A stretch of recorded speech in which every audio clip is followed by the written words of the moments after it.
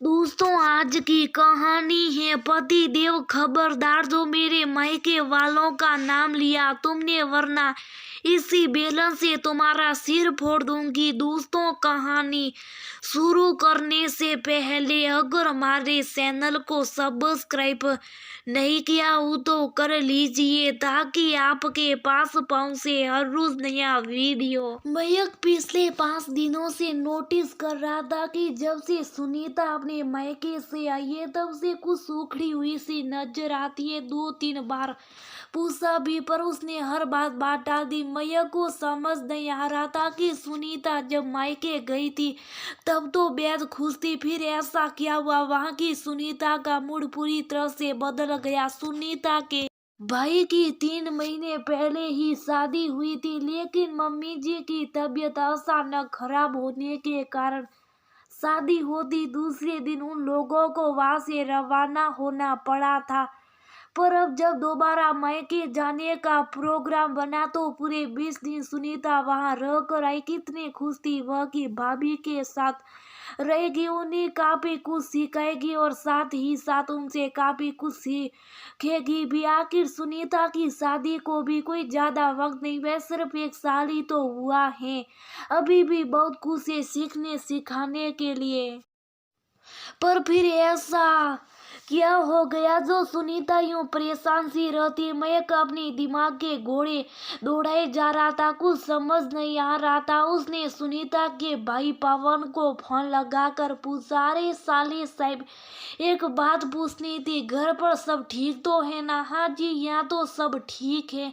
आपको ऐसा क्यों लगा? नहीं, वो जब से सुनीता आई है तब से कुछ परेशान रहती है, मुझे लगा कि कोई बात हुई है।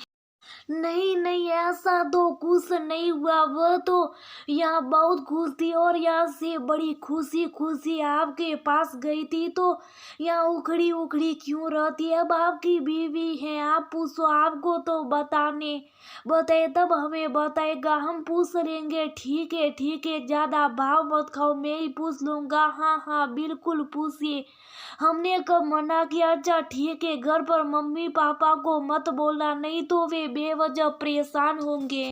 जी बिल्कुल। चलो फोन रखता हूँ। मैं फोन रखने के बाद मयंक ने सोचा कि आज तो पता करके ही रहूंगा आखिर बात क्या है। शाम को जब मयंक घर आया तो मम्मी तो पड़ोस के घर में गई हुई थी। वह सुनीता के पास सीधे रसोई में चला गया और वहां उसने अपनी अंदाज में बात शुरू की, अरे बीवी, आज तो तुम बहुत ही थकी हुई लग रही हो, थोड़ा आराम भी कर लिया करो, बस जब देखो काम में लगी रहती हो।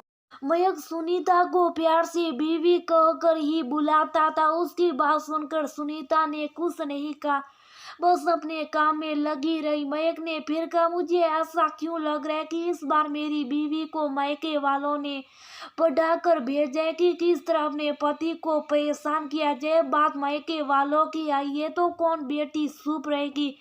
सुनीता हाथ में बेलन लेकर सीधे मयंक की तरफ मुड़ी और शुरू हो गई, खबरदार, जो मेरे मायके वालों का नाम लिया तुमने, वरना इसी बेलन से तुम्हारा सिर फोड़ दूंगी। हे भगवान, बीवी तुम तो पूरी झांसी की रानी बन गई। चलो ठीक है, तुम्हारे मायके वालों का नाम नहीं लूंगा, लेकिन मुझे बताओ तो सही, आखिर बात क्या है? क्यों परेशान हो? आखिर मुझसे ठीक से बात क्यों नहीं कर रही हो? क्यों करूं मैं आपसे बात, बताओ मुझे। आपको तो मेरी कभी चिंता नहीं होती? अरे ऐसा मैंने क्या कर दिया? कुछ सीखो पवन से। अभी शादी को 3 महीने हुए, लेकिन वह अपनी पत्नी की कितनी मदद करता है। एक आप हो, 1 साल हो गया हमारी शादी को, आज तक आपने मेरी रसोई में कभी मदद नहीं की। अरे मैं नहीं करता तो क्या हुआ, मम्मी तो करती है ना? मम्मी जी की बात तो नहीं कर रही हूँ मैं, वह तो हर संभव मदद करती है मेरी, पर कभी कभी पति से भी तो उम्मीद कर सकते हैं ना? आपको ऐसा नहीं लगता कि मुझे अच्छा लगेगा कि आप मेरी मदद कर रहे हो? ओ तो ये बातें, चलो कोई नहीं, आज मदद कर देता हूँ। अच्छा, क्या मदद करेंगे आप मेरी? बनाना तो मुझे कुछ आता नहीं, मैं ना सब्जी का साफ कर देता हूँ। वैसे क्या सब्जी बना रही हो? भिंडी की सब्जी बना रही हो? ठीक है, मैं भिंडी काट देता हूँ। जी बिल्कुल, भिंडी धोकर काट कर लीजिएगा। तब तक मैं ऊपर से कपड़े उतार कर उन्हें समेट कर उनकी जगह पर पहुंचाती हूँ और थोड़ा बहुत बाहर का काम फ्री करके आ रही हूँ। उसके बाद मैं सब्जी बना दूंगी।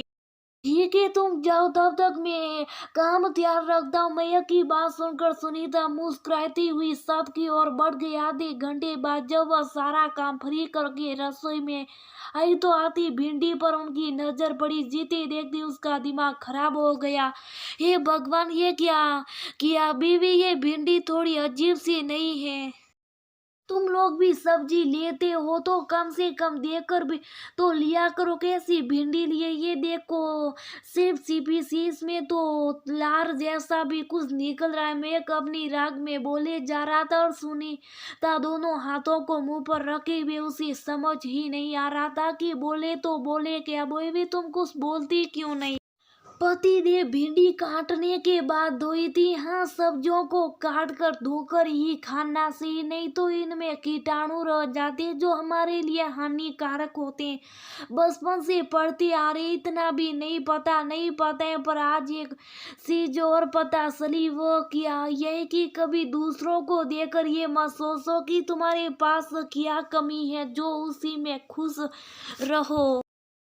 मतलब मेरी मती मारी गई थी जो मेरे भाई को देखकर मैंने आपसे कहा कि रसोई में मेरी मदद करो और सीधे सब्जी काटने को दे दी है। भगवान, तुम्हें तो कुछ भी नहीं आता। अरे यार, धीरे धीरे सीख लूंगा ना।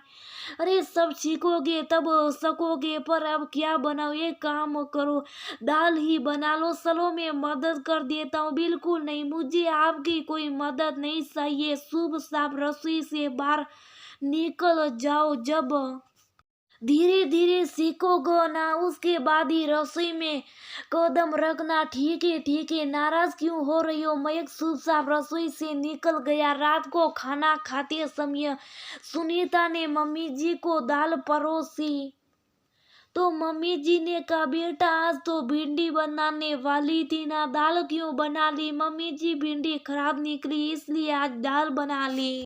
भिंडी तो देकर ली थी मैंने, अच्छी और ताजी लग रही थी। चलो कोई नहीं, आज दाल ही खा लेते हैं। जो जिस सुनीता का ध्यान मयंक की तरफ गया जो मोबाइल में आके गड़े अपनी हंसी दबाने की कोशिश किए जा रहा था। एक बार तो जी गया कि सच में उसका सिर फोड़ दे, पर मम्मी जी के सामने कहे तो क्या कहे।